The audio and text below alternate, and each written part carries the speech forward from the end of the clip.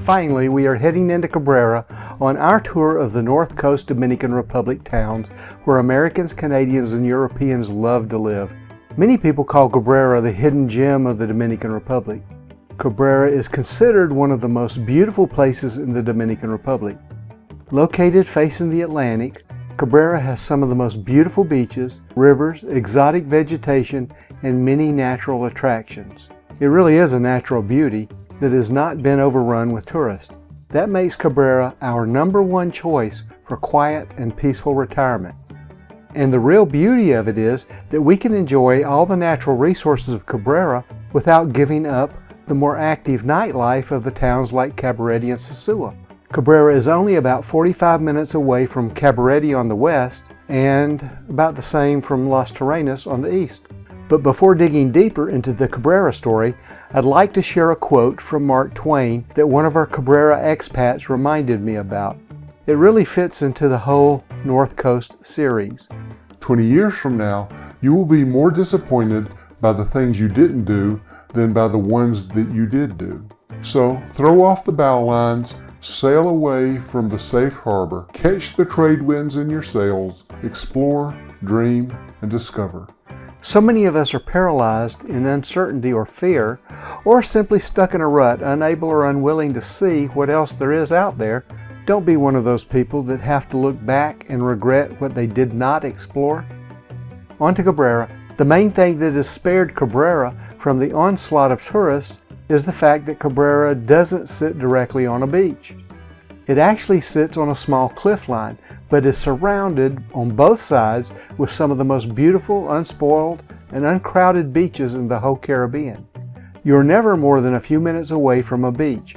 As you will see on the map, the people living in the Cabrera area can pick from 8 different beaches on any day of the year, and on many of those days you may have the whole beach all to yourself. So what else sets Cabrera apart from the other North Coast towns that attract expats? I'll touch on a few of the more obvious things. First, Cabrera has a small fishing village feel to it. Actually, this region is more of an agricultural region, specializing in cattle, meat, milk, coconut, rice, fresh fish. This region is not very dependent on tourism to survive. This offers some real advantages for expats. Most of the prices have not been jacked up to the tourist levels. You can still find affordable homes and land if you look, and there's no shortage of affordable fresh fruits, vegetables, grass-fed beef, free-range chicken, and a wide variety of fish and lobster straight off the boat. Second, Cabrera just happens to be surrounded by some of the best natural attractions on the North Coast. These are the kinds of attractions that tourists on the cruise ships and other tourists are willing to travel over an hour just to see, and they are right in our own backyard. For example, right in town is El Saltadero, the waterfall where the locals, expats, and tourists all enjoy jumping off the waterfall into the pool below. On my first trip over to Cabrera many years ago, this was a favorite spot for the local kids to earn a few extra pesos by jumping off the waterfall while the tourists took pictures. Of course, since then, the government has greatly improved access to the falls, and it is now quite a park-like setting. One of our own brand new expats just shared a few of these pictures of the Saltadero. Next on the local attraction list is the nearby Dudu Blue Water Lagoon. You really have to see this place when you come to Cabrera. Its deep aqua waters are clear as glass and fantastic for swimming, free diving, snorkeling, zip lining. There is also a small natural cave to explore when you're at Dudu. Dudu is a fun place to spend half a day in the water. There are plenty of places to dive or jump into the crystal blue waters. There are also zip lines running right out over the water, which are very popular. There are plenty of places to have a picnic lunch. You can bring your own food or buy theirs. Last time I checked, I think it cost around $3 for a full day of fun. What does a water park in the United States cost? Dudu really is a must-see when you're in the area. I have to say that the beaches would be the next type of attraction that everyone loves, tourists, expats, and locals alike. The great thing about Cabrera is that the town is literally surrounded by some of the most beautiful beaches in the Dominican Republic. Actually, there are 8 different beaches within a few minutes of Cabrera, and each of them is unique. Of course, the most famous beach is Playa Grande, which we covered in depth in the last video. Moving from the west to the east, you can spend the day at Playa El Calaton de Dario, El Calaton de Medio, El Calaton Chiquito. An interesting thing about El Calaton and its sister beaches is the variety. Many that visit Calaton claim that it is the most beautiful beach they have ever seen in the Dominican Republic. Maybe so, but along the Cabrera region, Calaton has some pretty stiff competition. On Calaton you will find vendors with trinkets, shells, and of course that lovely grilled fresh fish with all the fixings. Also along the main Calaton beach, you will see these strange white cement heads lining one end of the beach. These unique busts were created by a local artist to pay homage to the original inhabitants of the island, the Taino Indians. Next, there's Playa Grande and Playa Preciosa, which we covered in more detail in the last video of our series. Of course, Playa Grande gets the lion's share of the attention, and it is heralded as one of the most beautiful beaches in the world. But its sister beach is Playa Preciosa, which is a smaller and more intimate beach. You enter Preciosa from the Playa Grande parking lot, and there is an incredible view as you follow the path down to Preciosa. Then right here on the edge of the town of Cabrera, you will find Playa Orchid Bay. You have to look hard and ask around. Orchid Bay Beach really is a hidden gem that rarely gets visited because there is no place to park nearby, and it is largely sheltered by the exclusive gated community of Orchid Bay. This is about as close as you'll find to a private beach along this stretch of the north coast. But of course, it's not private because all beaches belong to the people. When you're looking for a private beach experience, even on busy weekends, the beach at Orchid Bay is one of the best options to check out and is one of the favorites of some of our more active expats. As you'll see in the video clip, you access this beach down a walkway and down some stone stairs, and the beach is always well manicured and accommodates the guests of some of the huge villas in Orchid Bay. Some of these villas cater to destination weddings. More about that in a few minutes.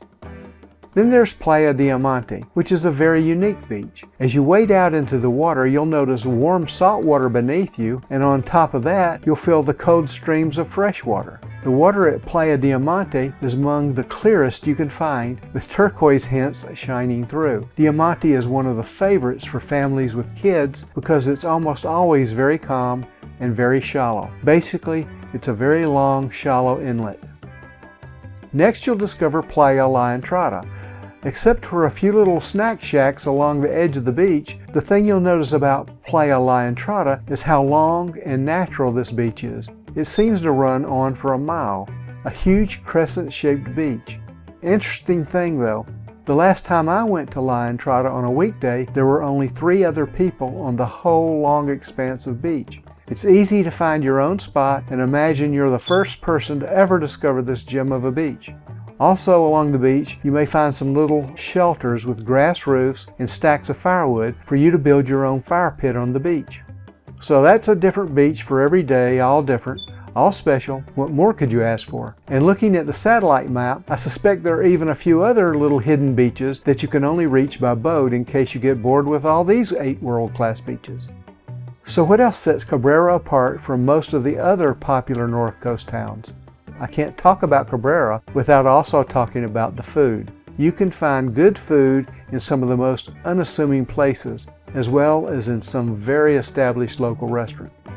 And sometimes you'll be surprised. On my very first trip into the Cabrera area, I had no idea where I was, spoke 0 Spanish, and had been dodging potholes for hours. I was starving, and it was lunchtime. So where to go for lunch? Turned out the best lunch in town on that trip was at the car wash. Say what? Yep, you heard that right, the car wash. Funny thing about car washes down here on the North Coast, you never know what you'll find at the car wash.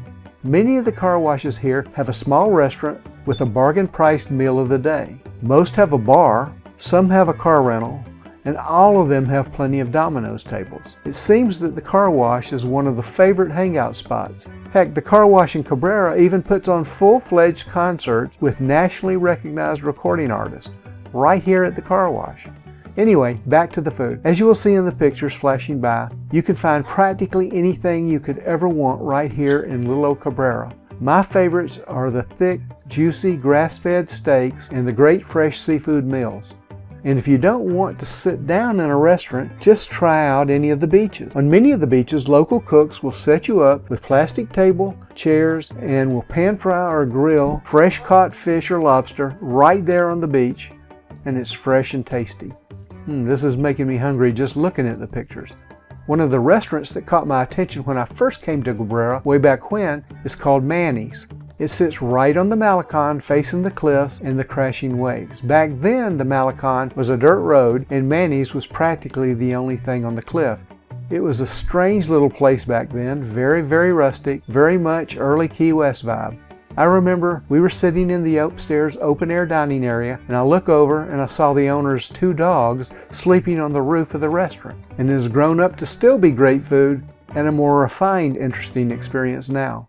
As you can see from the pictures, this place has changed a lot over the years, but it is still a favorite of expats and the food is still very good. Manny's is definitely a must visit when you're in Cabrera.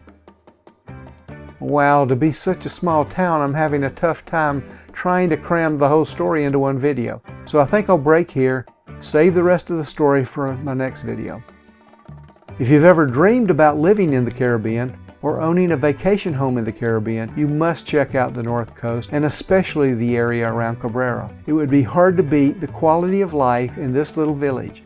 Our Discovery Tour is set up to let you meet other expats and find out what they like and what they don't like about living in the Caribbean. You'll have a chance to check out the bargain ocean view real estate and get a taste for what expat life is all about. If you like these North Coast videos, please like, share, and subscribe so that you won't miss our next videos.